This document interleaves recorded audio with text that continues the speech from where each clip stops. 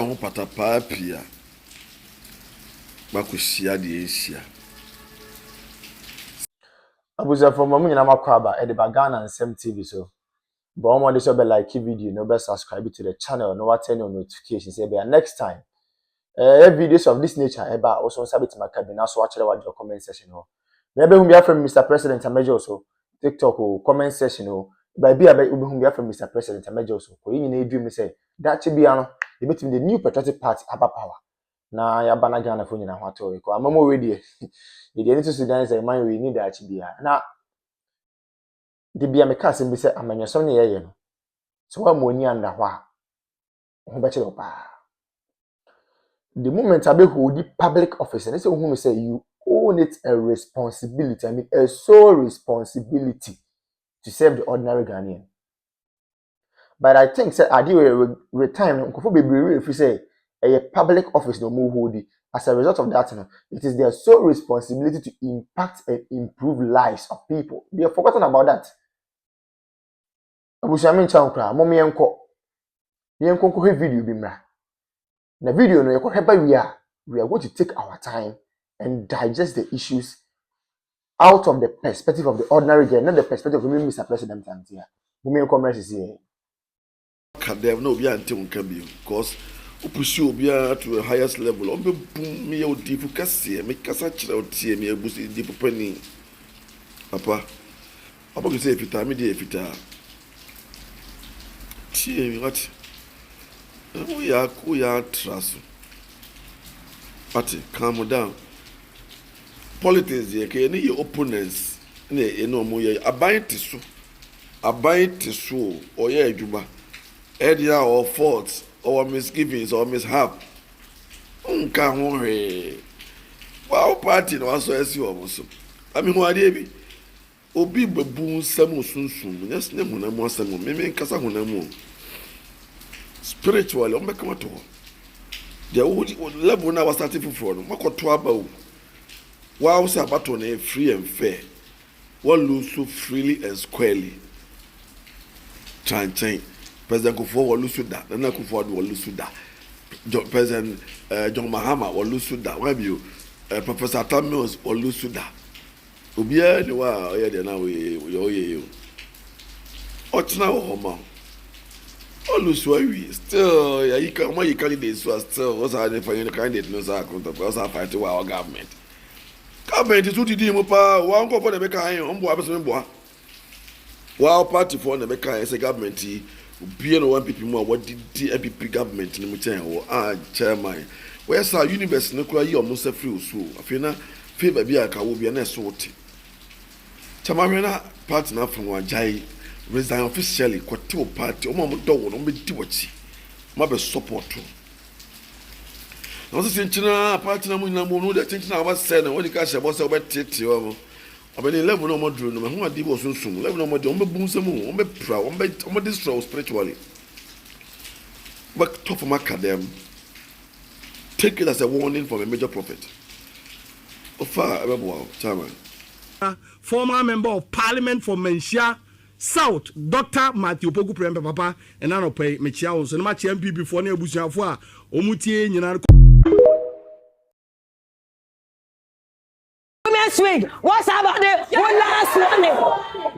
Yes, about the young cow. What's about the young cow?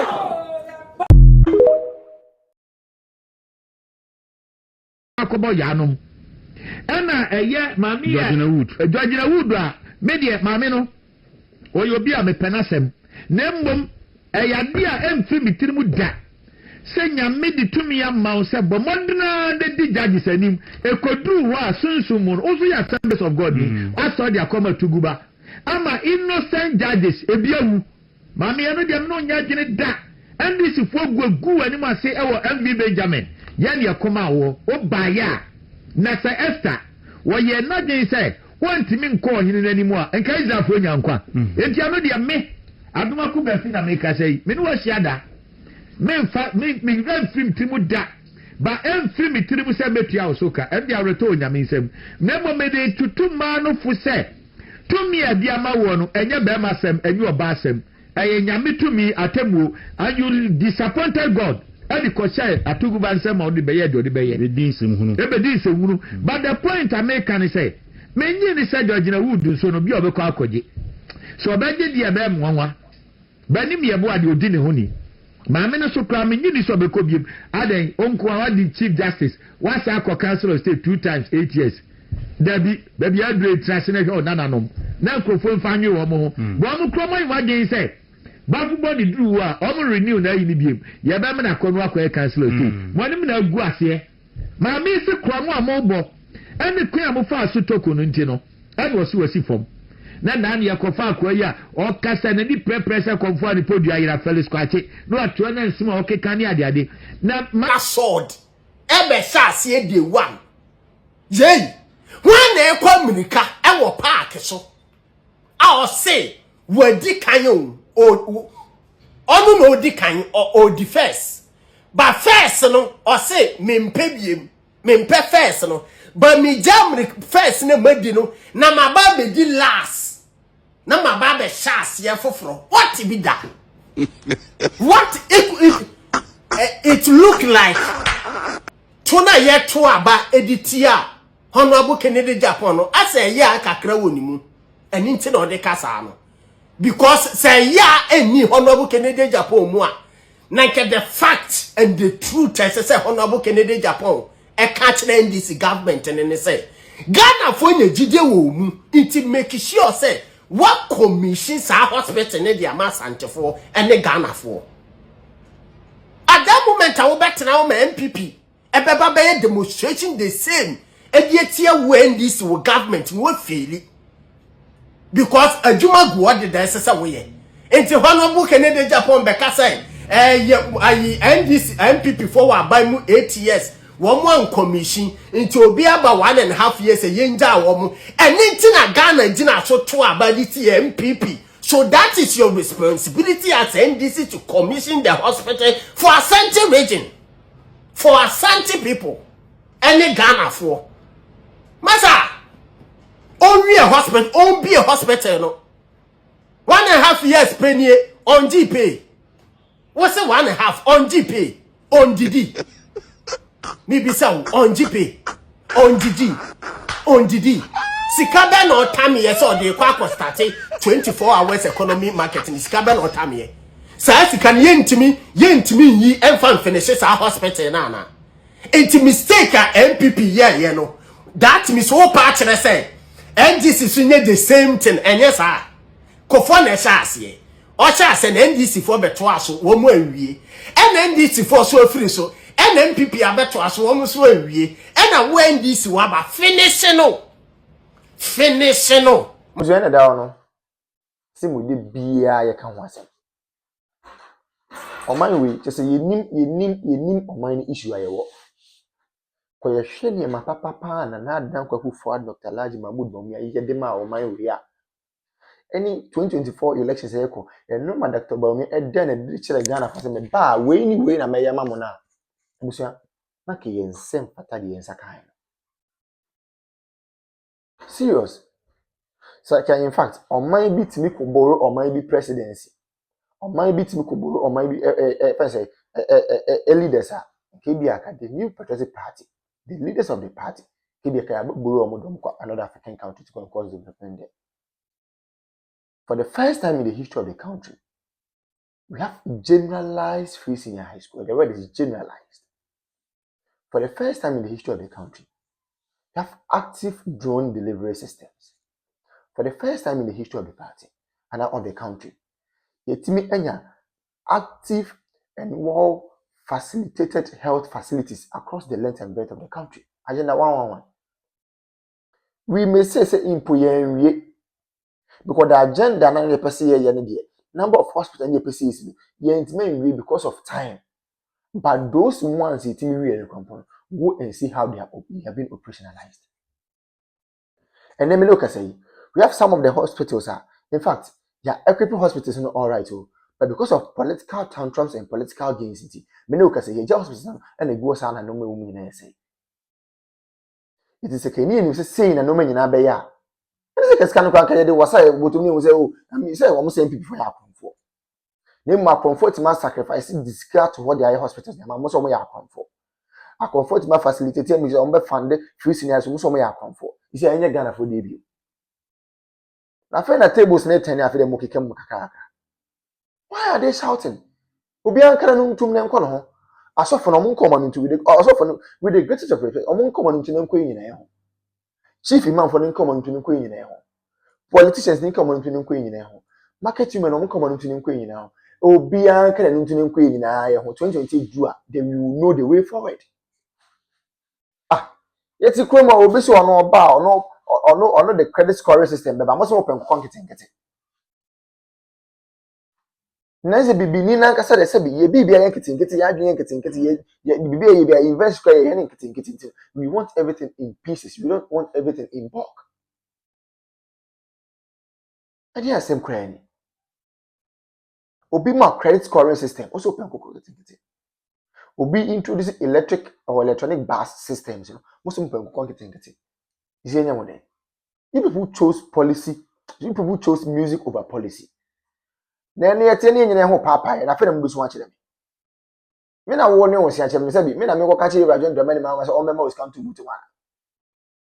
Ye wa ha. Digitalization ye start say ye mo say daddy. Digitalization and to kinki. Nti mo pe kinki sika. Nti amamu papa na ba mo ma mo kinki amamu ade na mo kam. Ye wo krom ha ya.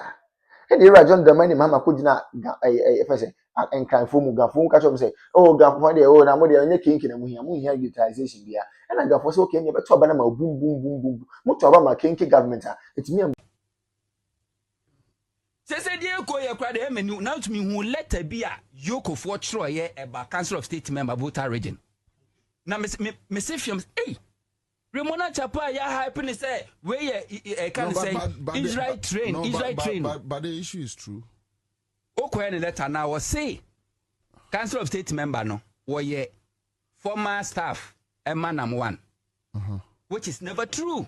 Onya juma order and onya juma order amanam one for the first time nam one I post. Oh yes, nam one I post. Yeah, no catch you say dependent boy. O sister asem na listen for the first time. Nam one and kwa pe baby akwakoda and nam one. Yes. Na che say was no kura dwiri say state institution we intelligence institution. Who need intel? Ayeka bro. Problem ni nyina ne say economy no kwa na eboa ye. Problem ni nyina ne say papa or council of state member or company to good a year before grab good board beba no to me crata good board alliances no to me to good to me to good etimi good kwa manone anoni adwuma ko bia kwa pam say me supply o good between June 2025 to June 2026 within 4 or 5 months but me supply gold no over 75%.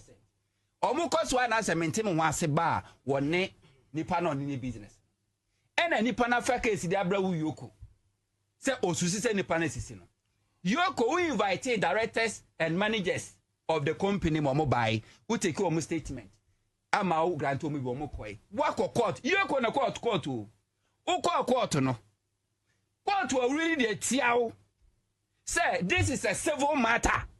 This is not a criminal because Yoko is a state institution. And you fight for the state and not individual. And this is a civil matter. Already know what's what fizzy on my account without authorization. And I say order from court. And as High Court really say the unique case. What ferry akona koda afi the old fediana afi the was by I say any mokra mweda mempemubium adwuma wura nankasa na mepenache no. We invite in our my no issue document say we a fugitive. Journey. Thank you. Personal attack as if say your office one and you sue any personal agenda. And you're so sad. No, Raymond Wankasa, me Martin Yamabemi and Sabia. I don't want to talk about. No, me see the member who know what the very soon who recordings a BP. Very soon who recordings are a BP. And this state institution, sir. Oh, on Sano Huno, no crash, I'm sorry, I'm for NNC for my Agyeta